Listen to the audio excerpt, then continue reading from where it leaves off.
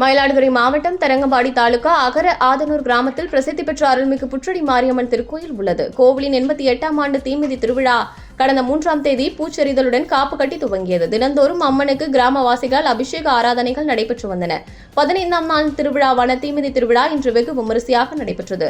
பெரிய குளக்கரையிலிருந்து மேளதாள வாத்தியங்கள் முழங்க சக்தி கரகம் புறப்பட்டு விரதமிருந்த பக்தர்கள் ஊர்வலமாக கோவிலை வந்தடைந்தனர். தொடர்ந்து கோயில் முன்பு அமைக்கப்பட்ட பூக்குழியில் சக்தி கரகம் இறங்கியது. தொடர்ந்து மஞ்சள் உடை உடுத்தி காப்பு கட்டி விரதம் இருந்த பெண்கள் உள்ளிட்ட நூற்றுக்கணக்கான பக்தர்கள் தீ மிதித்து தங்களது நேர்த்திக் கடனை செலுத்தினர். பெண்கள் மாவிளக்கு படையலிட்டு அம்மனை வழிபாடு செய்தனர். பல்லாயிரக்கணக்கான பக்தர்கள் கலந்து கொண்டு அம்பாளை தரிசனம் செய்தனர்.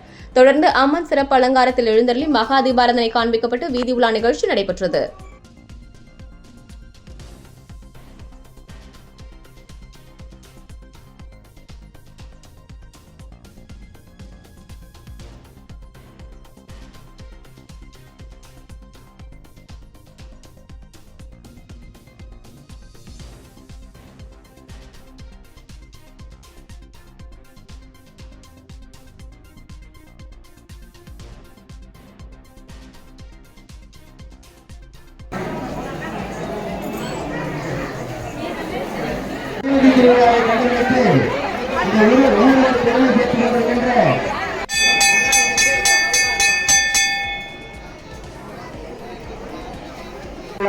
நடைபெற்று முடிந்தது.